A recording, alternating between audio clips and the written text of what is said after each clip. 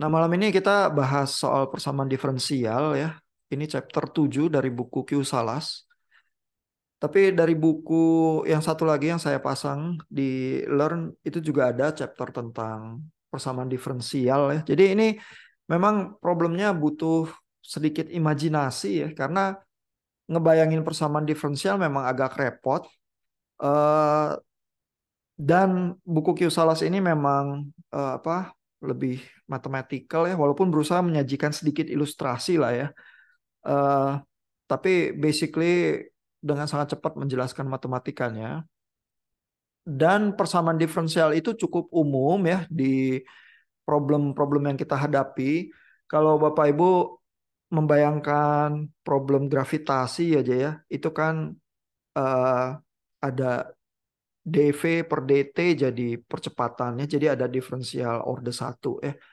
Lalu buat teman-teman yang dari elektro udah sangat terbiasa juga kalau belajar rangkaian listrik, kalau ada induktornya misalnya pasti ada L dI per dt ya. Kalau ada kapasitor ada C dV per dt ya. Jadi tiba-tiba kalau di rangkaian listrik kita ada 5 atau 6 komponen semacam itu, tahu-tahu kita dengan cepat punya persamaan diferensial order 5 atau 6 ya. Walaupun kalau buat ujian biasanya sih nggak sekejam itu ya. Kalau ujian hitungan di kertas ya, terus harus transformasi Laplace atau apa. Ya mungkin pangkatnya pangkat 3 atau pangkat 4 lah gitu ya. Tapi eh, basically kan order persamaan diferensial itu bisa berapa aja, tergantung dari sistem sistem kita ya. Terus kita mau menyelesaikan persamaan diferensial itu ya, tapi tanpa ngitung diferensiasinya ya. Kehebatan atau magic dari numerical methods kan gitu ya. Saya punya persamaan diferensial, it's okay ya. Terus saya punya titik-titik data tertentu yang dari hasil pengukuran ya di dalam persamaan diferensial saya. Terus saya mau tahu misalnya kalau pada titik X tertentu ya, lalu di persamaan diferensial saya jatuhnya ada di mana gitu ya, tanpa saya harus menghitung diferensiasinya ya. Jadi problem-problem kita seperti itu ya. Nah, lalu di chapter 7 ini Q Salas memberikan apa judul Initial Value Problems ya. Itu problem yang khusus di persamaan diferensial yang punya ciri tertentu ya, yang dia bedakan dengan boundary value problems ya. Jadi kita coba telusuri pelan-pelan bagaimana Q Salas itu merepresentasikan problemnya secara matematik ya. Jadi dia pakai notasi semacam ini nih. Ya, mungkin Bapak Ibu yang udah baca buku-buku yang lain yang lebih challenging udah mulai terbiasa juga ya. Kalau lihat Y tebal kayak gini itu maksudnya eh, vektor ya. Jadi walaupun hurufnya Y1 ya, tapi sebenarnya kalau ditulis tebal itu vektor ya, artinya ada Y1, Y2, Y3 dan seterusnya gitu ya. Dan Y aksen itu turunan Y adalah fungsi dari X dan vektor Y gitu ya. Yang jadi ini persamaan diferensial ya. dy per dx ya sebagai fungsi X dan Y. Y-nya vektor juga. Lalu pada titik A tertentu ya, fungsi Y ini menghasilkan satu nilai tertentu alfa gitu ya. Jadi kalau Bapak Ibu ingat juga persamaan diferensial itu membutuhkan initial condition ya. Jadi titik awalnya ada di mana? Karena persamaan diferensial itu kan bergerak gitu terus ya. Cuman waktu mulai persamaan diferensial itu ada di mana? Kalau Bapak Ibu ingat kuliah sinyal sistem ya misalnya ya, eh, ada metode persamaan diferensial yang berbeda sama impulse response ya. Kalau metode persamaan diferensial itu waktu memodelkan sistem itu bisa punya sistem yang dalam kondisi bergerak ya dengan apa nilai tertentu yang habis itu baru dikasih input ya. Jadi dia bisa punya posisi tertentu pas mulai nggak semuanya di titik nol ya. Kalau pakai impulse response kita mengasumsikan tadinya sistemnya bergerak secara konstan atau diam gitu ya. Kalau lewat persamaan diferensial nggak mesti seperti itu ya. Tinggal dikasih tahu aja kondisi awalnya seperti apa terus kita bisa ngitung gitu ya. Nah, lalu eh, persamaan diferensialnya ini ya notasinya Y aksen ya, turunan Y sama dengan fungsi XY ya. Y aksennya dy per dx ya. Fungsi XY itu given function ya. Lalu untuk mengetahui satu titik di dalam kurva persamaan diferensial kita, katakanlah kita mengetahui pada nilai X sama dengan A tertentu, YA sama dengan alfa. Ya, jadi ini initial condition-nya ya. Kita dikasih tahu di dalam persamaan diferensial kita yang bergerak itu kalau titik X-nya A, maka hasilnya Y fungsi A adalah alfa. Gitu ya. Dengan cara demikian kita bisa ngitung persamaan diferensialnya untuk titik-titik yang lain karena ada satu titik kondisi awal terus pergerakannya dari kondisi awal itu kita bisa mulai hitung gitu ya. Nah, lalu di sini ada sedikit transformasi ya yang bikin dia jadi eh, menjadi dasar untuk pemecahan-pemecahannya ya. Jadi dan ini hanya dijelaskan dalam beberapa baris gitu aja ya. Q Salas itu bilang persamaan diferensial kita ya Y orde n ya aksennya turunan n itu adalah fungsi X, Y aksen 2 sampai Y aksen n-1 ya. Itu bisa kita transformasi menjadi persamaan turunan orde 1 ya yang sejumlah persamaannya banyaknya n ya, n first order equations gitu ya. Di mana ya notasinya adalah kalau Y0 sama dengan Y, lalu Y1 itu sama dengan Y aksen, Y2, Y aksen 2, dan seterusnya sampai Yn-1 sama dengan Y turunan ke N-1 ya. Dan fungsinya Yn aksen itu kita bisa tulis sebagai fungsi X, Y0, Y1 sampai Yn-1 di mana Y1 itu maksudnya adalah Y0 eh, diturunkan satu kali ya, first order equation ini. Y0 aksen sama dengan Y1. Y1 aksen sama dengan Y2. Y2 aksen sama dengan Y3. Lalu Yn-1 aksen sama dengan Yn. Gitu ya. Jadi dipetakan itu ya persamaan diferensial saya yang bisa Y pangkat N itu ya. Jadi Y pangkat N bukan. Itu maksudnya adalah dy pangkat n per dx pangkat n gitu ya, persamaan diferensial orde n dipetakan menjadi persamaan diferensial orde 1 tapi sebanyak n gitu ya. Nah, ini cuman dibilang dalam dua baris bahwa itu selalu bisa dilakukan terus udah selesai gitu ya. Nah, eh, tapi artinya nanti si metode numeriknya itu bekerja di level persamaan yang kedua ini dengan satu asumsi bahwa persamaan yang kedua ini ya terkupling dengan persamaan yang pertama itu sedemikian rupa sehingga menyelesaikan persamaan yang udah ditransformasi ini sama juga dengan eh, menghitung hasil di persamaan diferensial aslinya gitu ya. Jadi eh, ini dengan sangat cepat diterangkan oleh Q Salas begitu aja ya lewat pemetaan itu ya. Nah, lalu di sini dia bilang satu syarat tertentu ya bahwa kalau initial value-nya ya dihitung pada titik A yang sama ya. Jadi initial conditions-nya ini Y0 eh, di titik A dihitungnya. Terus Y1 di titik A juga. Y sampai Y N-1 di titik A juga masing-masing ada menghasilkan alfa tersendiri ya, alfa 0, alfa 1 dan seterusnya ya. Maka kalau kita ngitungnya di titik X yang sama terus, itu disebutnya initial value problem. Tapi bisa saja titik X ini dipilih beda-beda ya untuk persamaan Y0, Y1 sampai YN yang berbeda juga gitu ya. Nah, kalau titik itu beda-beda, problemnya jadi lebih complicated. Dibedakan jenisnya namanya boundary value problem gitu ya, bukan initial value problem lagi gitu ya. Dan itu boundary value problem lebih complicated dibahasnya di chapter 8 ya. Chapter 8 kita nggak akan lihat ya. Mudah-mudahan chapter 7 ini menolong kita untuk bisa lihat kalau dibutuhkan ya. Nah, jadi kalau kita punya ini problem itu ya tadi persamaan ini, terus kita lihat bahwa Y0 sama dengan 1, terus Y aksennya pada titik X yang sama ya, pada titik 0 juga sama dengan 0, maka ini disebutnya initial value problem. Tapi kalau persamaan diferensialnya sama seperti ini, cuman Y0, terus yang apa, kondisi yang satunya diketahuinya pada saat YP gitu ya. Jadi bukan pada titik 0 lagi ya, pada titik X yang berbeda, maka ini bukan initial value problem lagi, melainkan boundary value problem ya, gitu kata Q Salas ya.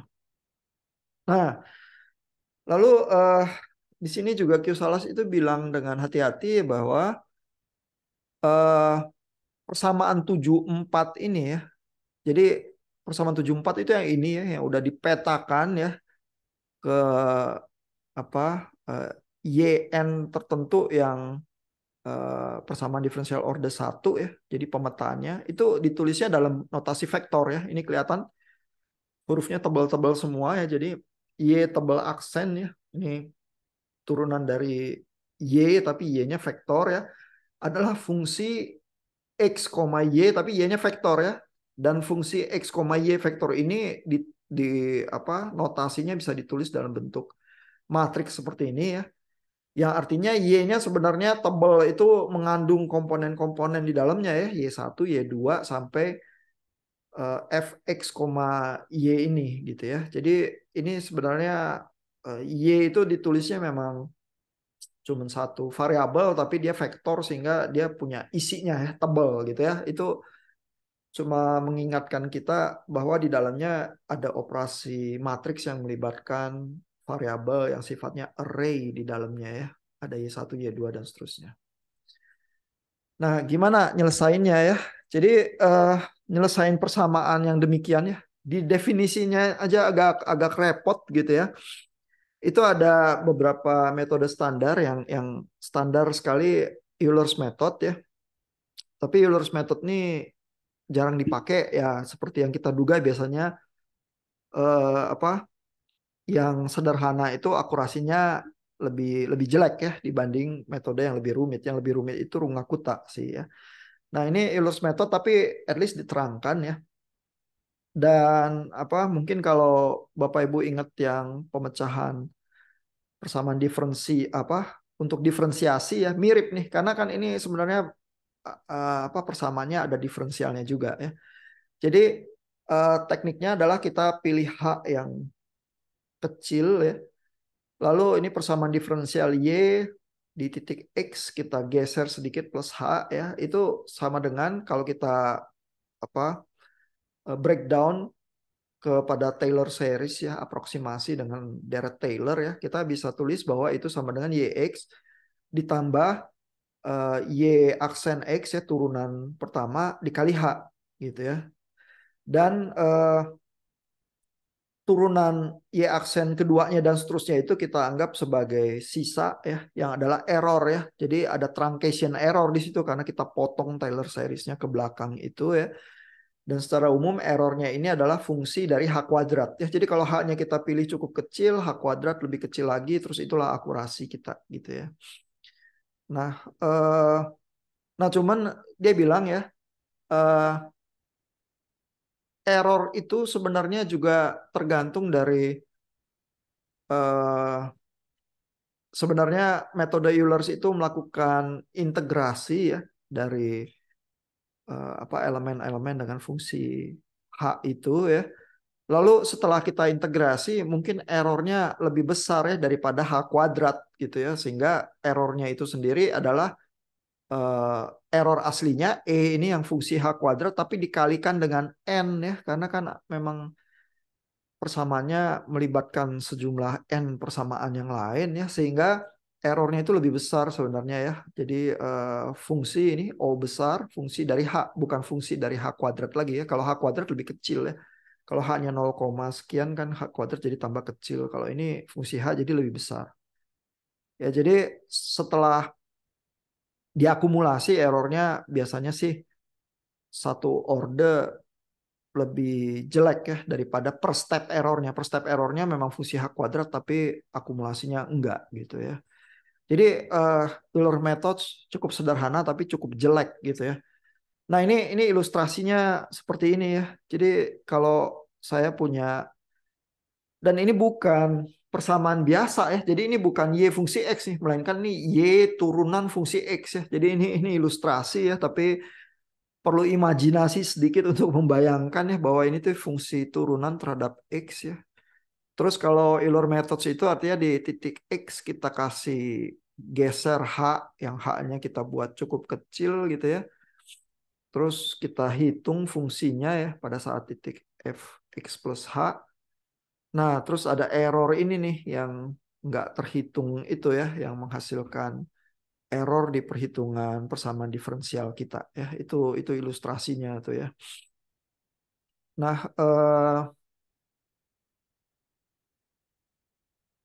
jadi di sini dibilang ya bahwa truncation error itu ya secara jelas tampaknya proporsional terhadap slope dari plot ya. Jadi eh, kemiringan plot ini ada di mana ya, maka errornya proporsional terhadap itu ya.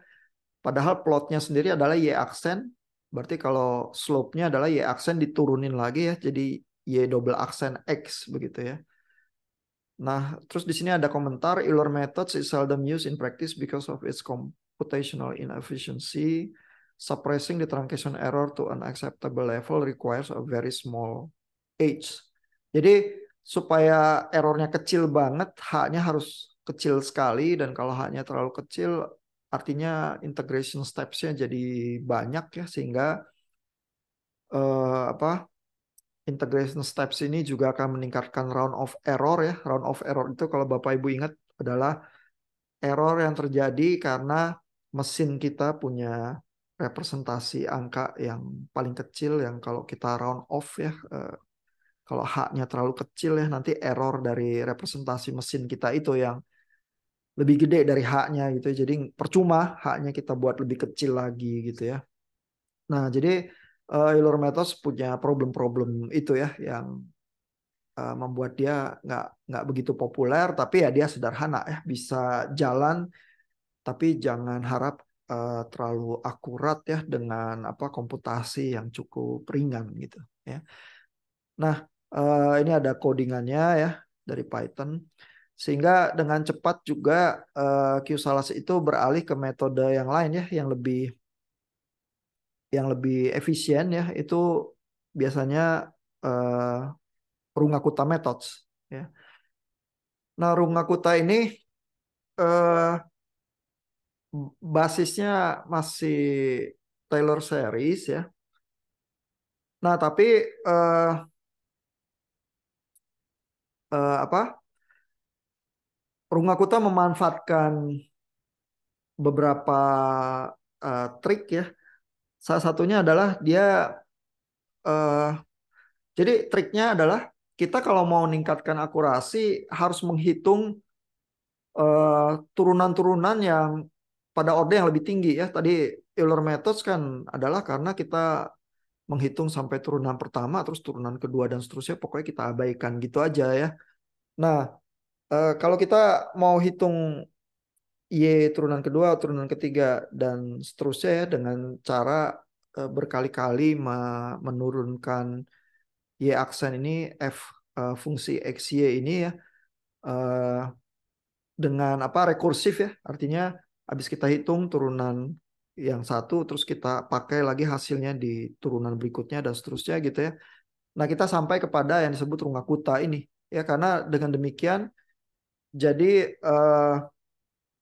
turunan-turunan yang lebih tingginya ini errornya bisa kita perhitungkan gitu ya.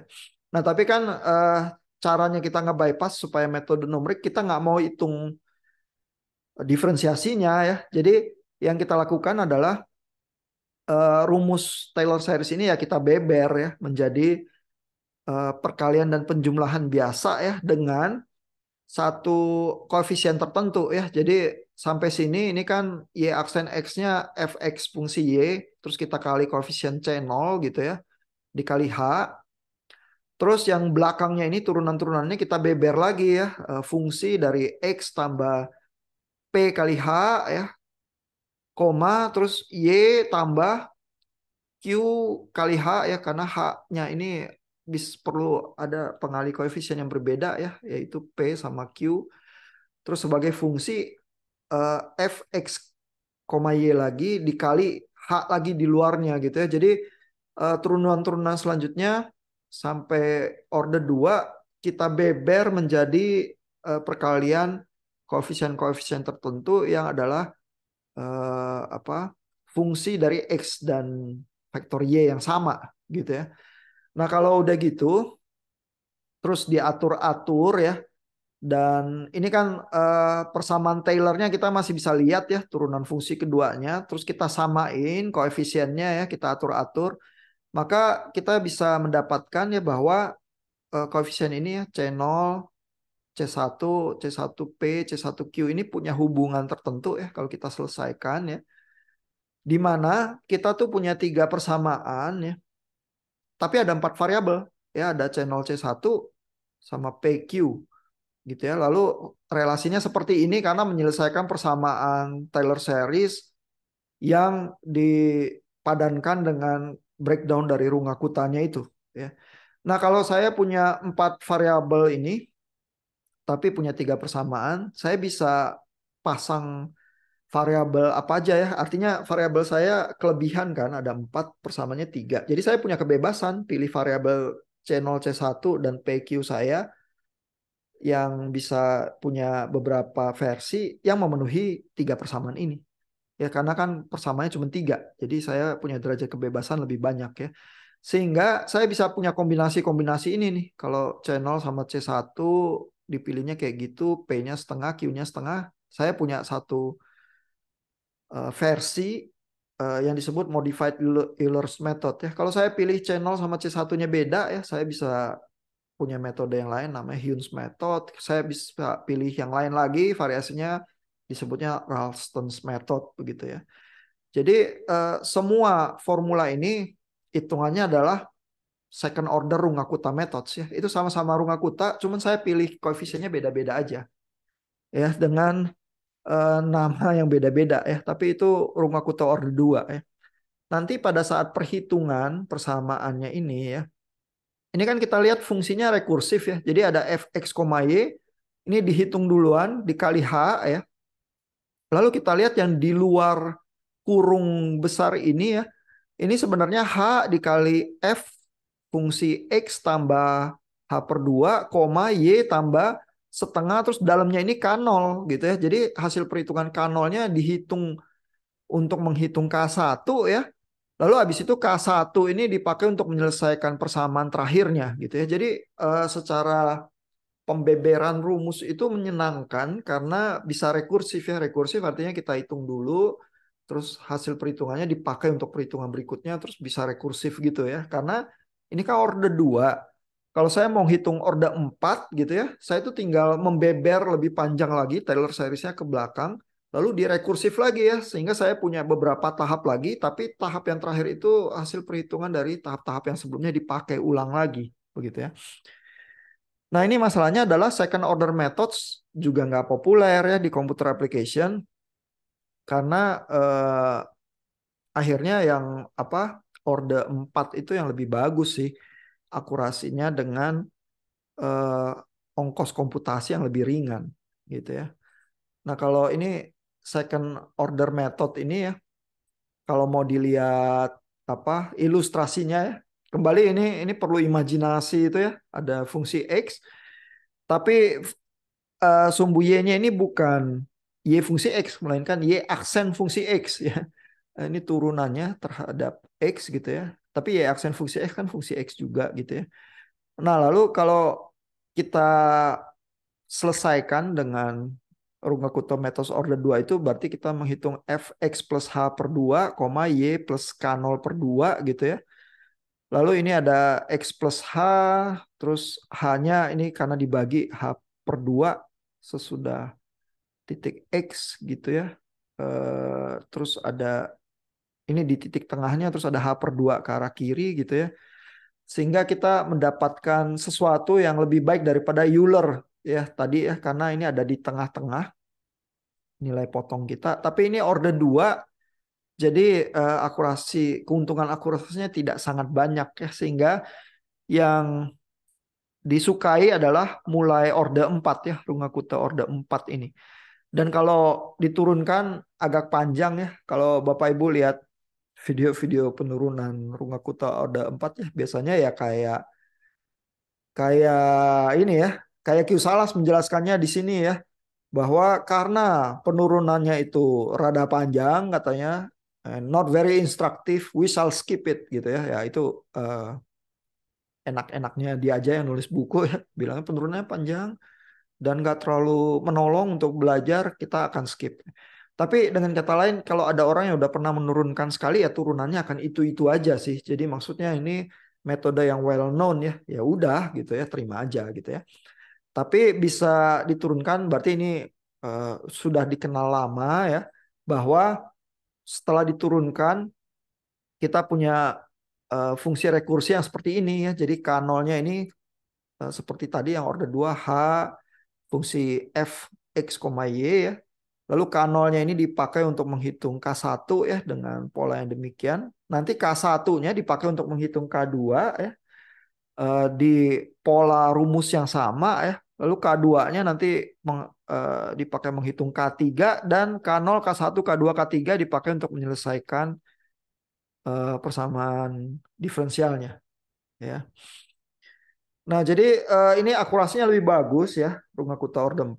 Hanya apa kelemahan utamanya katanya the main drawback of this method is that is apa does not lend itself to an estimate of the truncation error ya. Jadi kalau mau tahu errornya berapa ya, pasti truncation errornya lebih baik lah daripada Euler's method atau Rungakuta Orde 2 ya. Tapi berapa gitu ya? Itu nggak bisa diestimasi ya dengan metode ini katanya. Karena harus ditebak ya dengan step size age-nya ya atau ditentukan lewat trial and error ya. Nah, ada metode lain yang disebut adaptive methods di subbab yang berikutnya itu bisa ya meng, menghitung truncation errornya ya di dalam setiap langkah integrasi ya lalu haknya itu bisa dirubah ya secara adaptif gitu ya. Jadi keuntungannya sistem-sistem yang disebut adaptif biasanya adalah kita bisa merubah parameter kita pas di separuh jalan tergantung dari seberapa dekat ya kita udah mendekati tingkat akurasi yang kita inginkan gitu ya. Jadi kalau kalau yang buta ya pokoknya jalanin aja yang pasti nanti kita errornya lebih kecil dari sekian terus kita mau tahu ya kita mau bisa estimasi error yang lebih kecil dari sekian itu lebih kecil dari berapa. Ya, tapi kalau yang adaptif dia ya udah jalan aja nggak apa-apa ya. Terus setiap langkah, setiap iterasi nanti dia hitung errornya. Terus kalau masih nggak suka dia adjust hanya terus mendekat lagi gitu ya. Nah itu ada di section yang berikutnya. Tapi malam ini yang penting mungkin paling dikit memahami Q Salas itu menjelaskan solusi terhadap persamaan diferensial itu seperti apa ya. Dan salah satu metode yang cukup populer adalah Rungakuta. Di semua buku tentang penyelesaian persamaan diferensial selalu ada Rungakuta ya. Selain Euler's method sederhana tapi nggak disukain. Kalau yang Rungakuta selalu ada ya. Kalau mau lebih bagus daripada Rungakuta Orde 4 mungkin harus cari metode-metode yang lebih canggih atau bahkan yang adaptif itu ya. Nah, mungkin sampai di situ dulu kali. Udah terlampau bingung, ada pertanyaan, ada komentar?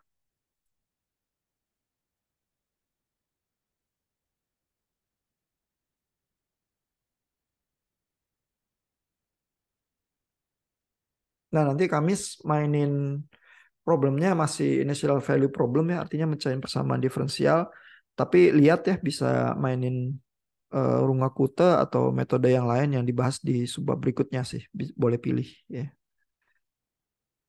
Kalau nggak ada pertanyaan atau komentar kita sampai di sini ya, biar Bapak Ibu nanti merenungkan lagi ya, baca Q Salas lagi atau nonton film-film yang saya pasang di Learn ya. Tapi basically persamaan diferensial memang perlu imajinasi tersendiri ya, karena Ya, Bapak Ibu yang di elektro walaupun menelan apa berbagai mata kuliah yang ada persamaan diferensialnya ya, sinyal sistem, rangkaian listrik dua, dan juga sekarang di analisis numerik ya, kadang selalu agak terbentur dengan imajinasi ya, terutama kalau jadi engineer yang seperti saya ya, yang merasa persamaan itu pingin tahu apa yang terjadi di belakangnya, mekaniknya baru bisa dipahami dengan lebih baik gitu ya.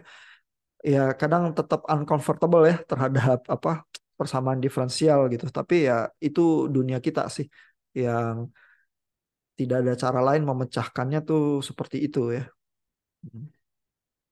Dan dengan metode numerik jadi kita bisa lempar persamaannya dan angka-angkanya ke komputer tanpa menghitung diferensialnya. Komputer bisa melempar balik jawaban-jawaban yang kita inginkan gitu ya. Ada pertanyaan, komentar sejauh ini?